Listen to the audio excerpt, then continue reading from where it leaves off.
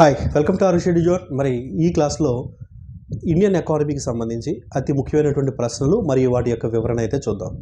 మరి ఏపీపీఎస్సీ అయినా టీఎస్పీఎస్సీ అయినా గ్రూప్ 2 ఆస్పిరెంట్స్ అయితే ప్రస్తుతం మారుతున్నటువంటి ట్రెండ్ అనుసరించి చూస్తే మీకు current economy, current science and technology మీదే, కరెంట్ అంశాల మీద ఎక్కువ ప్రశ్నలు అయితే వస్తున్నాయి. కాబట్టి కరెంట్ టాపిక్స్ని కవర్ చేసేటువంటి ఉద్దేశంతో మనం ఒక మంచి కోర్స్ అయితే తీసుకురావడం జరిగింది. Current economy, current science and technology, అదేవిధంగా కరెంట్ పాలిటీని కవర్ చేస్తూ కేవలం 250 రూపీస్తో 1 ఇయర్ వ్యాలిడిటీతో. కాబట్టి కంప్లీట్గా కరెంట్ అంశాలు అనేటువంటి మనం చూసుకుంటాం మెటీరియల్, క్లాసులు మరియు టెస్టుల రూపంలో. మరి అతి త్వరలో ఇక రోజు వీడియోస్ అయితే అప్లోడ్ చేయబడుతున్నాయి. కాబట్టి ఖచ్చితంగా ఈ కోర్స్ ప్రతి ఒక్క గ్రూప్ 2 ఆస్పిరెంట్ చేతిలో ఉండాలి. 100% మీకు ఉపయోగపడుతుంది, నాది గ్యారంటీ. మన యాప్ అయితే డౌన్లోడ్ చేసుకోండి, డిస్క్రిప్షన్లో లింక్ ఉంది, ఆ కోర్స్ అయితే తీసుకోవడానికి ట్రై చేయండి.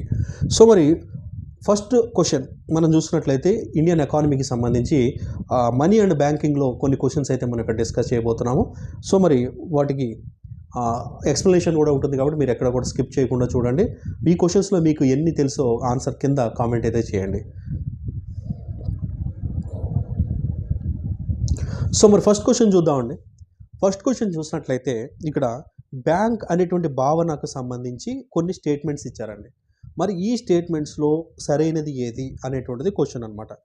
బ్యాంక్ అనేటువంటిది ఆంగ్ల పదము, బ్యాంకో అనేటువంటి లాటిన్ పదము నుండి ఉద్భవించింది. బ్యాంక్ అనేటువంటి ఆంగ్ల పదము బ్యాంకో అనేటువంటి లాటిన్ పదం నుండి ఉద్భవించింది అనేటువంటిది ఒకటి. బ్యాంకో అనగా నల్లబల్ల అనేటువంటి అర్థం వస్తుంది. ఆధునిక బ్యాంకింగ్ వ్యవస్థ ఏదైతే ఉందో ఈ యొక్క మోడర్న్ బ్యాంకింగ్ వ్యవస్థకు పుట్టినిల్లుగా మనం ఇటలీని చెబుతాము అని మరొక పాయింట్ అయితే ఇవ్వడం జరిగింది.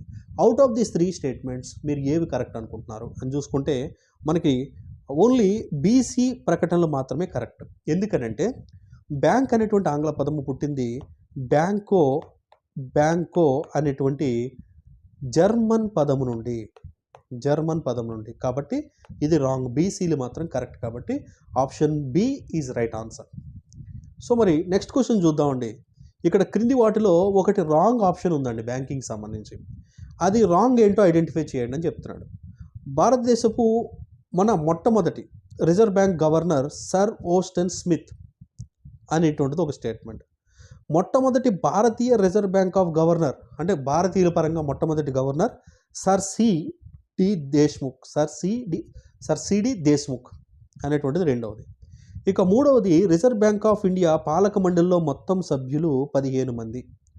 నాలుగవది ఎక్కువ కాలం పనిచేసినటువంటి గవర్నర్గా సర్ బి రామారావు ఉన్నారు అని ఇక్కడ ఇచ్చినటువంటి 4 స్టేట్మెంట్స్లో మీరు ఏ స్టేట్మెంట్ కరెక్ట్ అనుకుంటున్నారు, ఏ సరికాదు అనుకుంటున్నారో ఐడెంటిఫై చేయండి. But out of this 4 statements ఏది రాంగ్ అంటే ఆప్షన్ సి రాంగ్ అండి. ఎందుకని రాంగ్ అని అంటే రిజర్వ్ బ్యాంక్ ఆఫ్ ఇండియాలో ఒక గవర్నర్ ఉంటాడు, 4 డిప్యూటీ గవర్నర్లు ఉంటారు, 15 మంది పాలక మండలి సభ్యులు ఉంటారు. వీళ్ళు మొత్తం కలిపితే మనకి ఎంతమంది ఉంటారు అంటే డైరెక్టర్స్ 15 మంది ఉంటారు, మొత్తం కలిపితే మనకి 20 మంది ఉంటారు పాలక మండలిలో. కాబట్టి 15 అని ఇచ్చింది రాంగ్. కాబట్టి ఆప్షన్ సి మనం రాంగ్ ఆన్సర్గా కన్సిడర్ చేయాలి. సో మరి నెక్స్ట్ క్వశ్చన్ అయితే చూద్దామండి. ఇక్కడ ఇచ్చినటువంటి వాటిలో గవర్నర్స్ వాళ్ళకు ఉన్నటువంటి ప్రత్యేకత అయితే ఇవ్వడం జరిగింది. ఏ గవర్నర్ అనేటువంటిది ఇవ్వడం అయితే జరిగింది. 15వ గవర్నర్, 21వ గవర్నర్, 24వ గవర్నర్, 23వ గవర్నర్ వీరిలో ఐడెంటిఫై చేయండి అన్నారు. ఇక్కడ 15వ గవర్నర్ కనుక చూసుకున్నట్లయితే మనకి ఎవరు అంటే మన్మోహన్ సింగ్ గారు 15వ గవర్నర్గా పనిచేయడం జరిగింది. అదేవిధంగా 21వ గవర్నర్గా వేణుగోపాల్ రెడ్డి గారు పనిచేశారు. 24వ గవర్నర్గా కనుక చూసుకున్నట్లయితే ఉర్జిత్ పటేల్ గారు పనిచేయడం జరిగింది. 23వ గవర్నర్గా మనం రఘురామ్ రాజన్ని పనిచేయడం జరిగింది. ఈ విధంగా ఈ ఆర్డర్ చూసుకున్నప్పుడు మనకి కరెక్ట్ ఆప్షన్ చూసుకుంటే ఆప్షన్ బి అనేటువంటిది అవుతుందన్నమాట. సో మరి నెక్స్ట్ క్వశ్చన్ చూద్దాం. కేల్కర్ కమిటీ ఏ సంవత్సరంలో అపాయింట్ చేయబడింది అనేటువంటిది ప్రశ్న అండి. మరి ఇక్కడ ఇచ్చినటువంటి వాటిలో కేల్కర్ కమిటీ ఏ సంవత్సరంలో అపాయింట్ చేయబడింది అంటే 1986లో అపాయింట్ చేయబడింది. ఈయన ఏ సలహా ఇచ్చారంటే ఆర్ఆర్బీస్ అంటే రీజనల్ రూరల్ బ్యాంక్స్ ఏవైతే ఉంటాయో గ్రామీణ స్థాయిలో ఆ బ్యాంకులు అనేటువంటివి గ్రామాలలో ఈ రుణ సదుపాయాలు ఇవన్నీ అందించడానికి ఎస్టాబ్లిష్ చేయబడింది ఒక టైంలో. కానీ ఇప్పుడు సాధారణ కమర్షియల్ బ్యాంకులు కూడా గ్రామ స్థాయిలోకి వచ్చేసాయి కాబట్టి ఇవి అదనపు భారం అని చెప్పేసి వీటి మీద రిపోర్ట్ ఇవ్వడానికి ఏర్పాటు చేయబడినటువంటి committee Kelkar committee in 1986. Okay. So మరి నెక్స్ట్ క్వశ్చన్ చూద్దామండి. నెక్స్ట్ క్వశ్చన్ చూసే ముందు 6 షెడ్యూల్స్ 1 బైలింగ్వల్ టెస్ట్ సిరీస్ మెయిన్స్కి సంబంధించి 199 రూపీస్కి అందిస్తున్నాం. మరి పేపర్ 1, పేపర్ 2 ఇవి including current economy, current politics, science and technology, current అంశాలతో సహా కవర్ చేస్తూ బెస్ట్ క్వశ్చన్స్ అయితే మనం అప్లోడ్ చేస్తున్నాము. రోజు క్వశ్చన్స్ అప్లోడ్ అవుతాయి. కాబట్టి ఈ యొక్క టెస్ట్ సిరీస్ అయితే 199 రూపీస్కి ఇస్తున్నాం. బైలింగ్వల్లో ఉంటుంది. ఖచ్చితంగా తీసుకోవడానికి అయితే ట్రై చేయండి. ఇక మరొక క్వశ్చన్ చూద్దామండి. ద్రవ్యము, మనీ గురించి ఇక్కడ కొంతమంది ఆర్థికవేత్తలు వ్యాఖ్యానాలు చేశారు. వీళ్ళు చేసినటువంటి వ్యాఖ్యానాలలో పరిశీలించి ఏది సరైందో ఏది కాదో చెప్పండి అన్నాడు. ఇక్కడ చూస్తే వస్తు క్రయ విక్రయ చెల్లింపుల్లో ఇతర వ్యవహారాల పరిష్కారాల్లో అధికంగా జన ఆమోదం పొందినటువంటిది ద్రవ్యము అని రాబర్ట్సన్ చెప్పారు.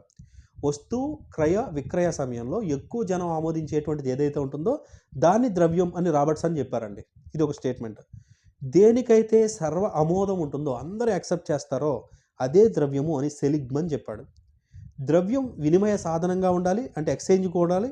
ఒక వస్తువుని విలువను కొనుక్కోవడానికి కొలమానంగా పనిచేయాలి. దాచిపెడితే విలువల నిధిగా మారాలి అని చెప్పి జేఎం కీన్స్ చెప్పాడు అని ఇక్కడ ఇచ్చినటువంటి 3 స్టేట్మెంట్స్లో ఏ స్టేట్మెంట్స్ సరైనవి అని చూస్తే ఇక్కడ ఇచ్చినటువంటి 3 స్టేట్మెంట్స్లో ఏ మరియు బి స్టేట్మెంట్స్ మాత్రమే సరైనవి, సి సరికాదు. ఎందుకనంటే ఈ స్టేట్మెంట్ ఇచ్చింది జేఎం కీన్స్ కాదండి, క్రౌదర్ ఈ స్టేట్మెంట్ ఇచ్చాడు. కాబట్టి సి అనేటువంటిది రాంగ్, ఏబి మాత్రమే సరైనవి. ఇక రిజర్వ్ బ్యాంక్ ఆఫ్ ఇండియా ద్రవ్య సప్లైకి సంబంధించి మనకు M1, M2, M3 మనీస్ అనేవి ఉంటాయి. మనకి మనీ అండ్ బ్యాంకింగ్ అనేటువంటి టాపిక్లో దీన్ని క్లియర్గా మనం ఎక్స్ప్లెయిన్ చేయడం అయితే జరిగింది. మరి స్టేట్లో ద లెజెండరీ ఫ్యాకల్టీస్తో క్లాసెస్ అనేటువంటివి 499 రూపీస్కి ఇస్తున్నామండి. ఇదే ఫ్యాకల్టీస్ వేరే యాప్లో కూడా చేస్తుంటారు. అక్కడ క్లాసెస్ మాత్రం మీకు 1500, 5000 ఆ రేంజ్లో ఉంటాయి. కానీ ద బెస్ట్ ఫ్యాకల్టీస్తో క్లాసెస్ మనం 499కి అందిస్తున్నాము. ఒకసారి డెమోస్ చూసి అప్పుడు పర్చేస్ చేయండి. సో మరి రిజర్వ్ బ్యాంక్ ఆఫ్ ఇండియా ద్రవ్య సరఫరాను కొలమానాలను ఏ విధంగా చూసుకున్నారంటే M1, M2, M3 అండి. M1 అంటే ఏంటంట, ప్రజల వద్ద ఉన్న కరెన్సీ, దానికి వాణిజ్య సహకార బ్యాంకుల వద్ద ఉన్న డిమాండ్ డిపాజిట్లు, వాటికి మళ్ళీ ఆర్బీఐ వద్ద ఉన్నటువంటి డిపాజిట్లు, వీటిని కలిపి M1 అంటాము. ప్రజల వద్ద ఉన్న కరెన్సీ, వాణిజ్య బ్యాంకుల దగ్గర ఉన్న డిపాజిట్లు, ఆర్బీఐ వద్ద ఉన్నటువంటి డిమాండ్ డిపాజిట్లు, వీటిని కలిపి M1 అంటాము అని ఒక స్టేట్మెంట్.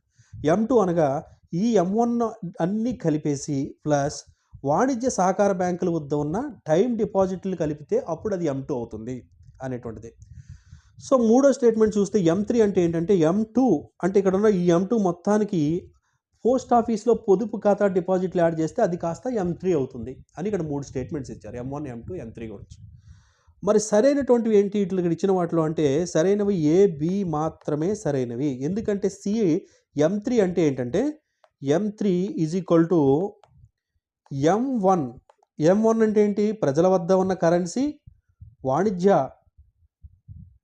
సహకార బ్యాంకుల వద్ద ఉన్నటువంటి డిమాండ్ డిపాజిట్లు, ఆర్బీఐ వద్ద ఉన్నటువంటి డిమాండ్ డిపాజిట్లు, వాటికి పోస్ట్ ఆఫీస్ ఖాతాలో ఉన్నటువంటి డిమాండ్ డిపాజిట్లు కలిపితే అప్పుడు మనకి M3 అనేటువంటిది ఏర్పడుతుంది. అంటే ఇక్కడ M1కి ఈ కలపాలి, అంతేగాని M2కి కాదు. కాబట్టి ఏబి మాత్రమే సరైనవి. ఓకేనండి, ఏబి మాత్రమే సరైనవి. ఇక నెక్స్ట్ చూసినట్లయితే బ్యాంకులు యొక్క డెఫినేషన్ చూస్తే వ్యక్తుల వద్ద నుంచి డిపాజిట్లు సేకరించి అవసరమైన వాళ్లకు రుణాలను మంజూరు చేసే సంస్థలు వాణిజ్య బ్యాంకులు అని ఒక సింపుల్ డెఫినేషన్ ఇక్కడ ఇచ్చినటువంటి వారు ఎవరు? మరి ఇక్కడ ఇచ్చినటువంటి సింపుల్ డెఫినేషన్ బ్యాంకు గురించి ఇచ్చిన వాళ్ళు ఎవరంటే professor Sayers. So option B is right answer. Okay, next question చూద్దామండి. మరి ఇక్కడ కొన్ని బ్యాంక్స్ అయితే ఇవ్వడం జరిగింది. ఈ బ్యాంకుల యొక్క ఎస్టాబ్లిష్మెంట్ ఇయర్ ఇవ్వడం జరిగింది. వీటిలో ఒక రాంగ్ అయితే ఉంది, దాన్ని ఐడెంటిఫై చేయండి. Central bank of India 1911 New Delhi కేంద్రంగా ఎస్టాబ్లిష్ చేయబడింది. సిండికేట్ బ్యాంక్ 1927 ముంబై కేంద్రంగా 25లో ఏర్పాటు చేయబడింది. కాబట్టి ఇది రాంగ్ అండి. యునైటెడ్ కమర్షియల్ బ్యాంక్ 1943 కోల్కతా కేంద్రంగా, పంజాబ్ నేషనల్ బ్యాంక్ ఇది కూడా ఢిల్లీ కేంద్రంగా ఏర్పాటు చేయడం జరిగింది. So syndicate bank 1925 is right, 1927 కాదు. ఓకే, సో ఇది ఒక క్వశ్చన్ అనమాట. మరి చివరి క్వశ్చన్ అయితే చూద్దాం ఈ రోజుకి సంబంధించి. అదేవిధంగా కరెంట్ ఎకానమీ MCQs క్లాసెస్ కూడా వస్తున్నాయి. సబ్జెక్ట్ క్లాసెస్ మీద ఎక్కువ ఫోకస్ అయితే మనం ఛానల్ అయితే చేయడం జరిగిందండి. మరి మీరు సబ్జెక్ట్ ఫాలో అవ్వాలనుకుంటే ఖచ్చితంగా మన ఛానల్ అయితే సబ్స్క్రైబ్ చేసుకోండి. భారతదేశంలో అతిపెద్ద వాణిజ్య బ్యాంకులు based on the turnover, branches, employees, దీన్ని బేస్ చేసుకుని మీకు ఇక్కడ ఒక అసెండింగ్ ఆర్డర్‌లో రాయమన్నాడు. ఏ బ్యాంక్ ఫస్ట్, ఏ బ్యాంక్ సెకండ్ అనేటువంటిది. ఈ విధంగా చూసుకున్నప్పుడు ఫస్ట్ బ్యాంక్ మనకి ఇక్కడ ఇచ్చినట్లో State Bank of India first ప్లేస్‌కి వస్తుందండి. తర్వాత స్టేట్ బ్యాంక్ ఆఫ్ ఇండియా తర్వాత Punjab National Bank second place. బ్యాంకులను జాతీయకరణ చేసినప్పుడు పంజాబ్ వాళ్ళు మాత్రం వాళ్ళ బ్యాంక్‌ని మర్జ్ చేయడానికి మర్జ్ చేసినప్పుడు పంజాబ్ వాళ్ళు యాక్సెప్ట్ చేయలేదు. బట్ మన ఆంధ్ర బ్యాంక్‌ని మాత్రం మర్జ్ చేసి యూనియన్ బ్యాంక్‌లో కలిపి పడేశారు. సో, మరి ఇక్కడ చూస్తే సెకండ్ ప్లేస్ వచ్చేటప్పటికి పంజాబ్ నేషనల్ బ్యాంక్ వచ్చింది. ఆ తర్వాత కెనరా బ్యాంకు, ఆ తర్వాత యూనియన్ బ్యాంకు. కాబట్టి సీబీఏడీ అనేటిది కరెక్ట్. మరి ఇక్కడ సీబీఏడీ అనేటువంటిది ఆప్షన్ సిలో అయితే ఉంది. సో, మరి ఇది ఈ రోజుకి ముఖ్యమైనటువంటి ప్రశ్నలు. ఈ ప్రశ్నలు మీకు ఉపయోగపడ్డాయి అనుకుంటే ఖచ్చితంగా లైక్ చేయండి. మీ అభిప్రాయాన్ని కామెంట్ చేయండి. అదేవిధంగా ది బెస్ట్ కోర్సెస్ మనం డిజైన్ చేసాం గ్రూప్ 2కి సంబంధించి. మన యాప్ డౌన్లోడ్ చేసుకోండి. ఈ మెటీరియల్ మీకు ఫ్రీగా కావాలనుకున్నప్పుడు యాప్ డౌన్లోడ్ చేసుకొని ఫ్రీ మెటీరియల్ సెక్షన్‌కి వెళ్ళి అక్కడ మీరు పీడీఎఫ్‌ని డౌన్లోడ్ చేసుకోవచ్చు. అవసరమైతే మీకు జిరాక్స్ కూడా తీసుకోవచ్చు. ఖచ్చితంగా ఛానల్ సబ్స్క్రైబ్ చేసుకోవడం మర్చిపోవద్దు. లైక్ చేయడం మర్చిపోవద్దు. Thank you.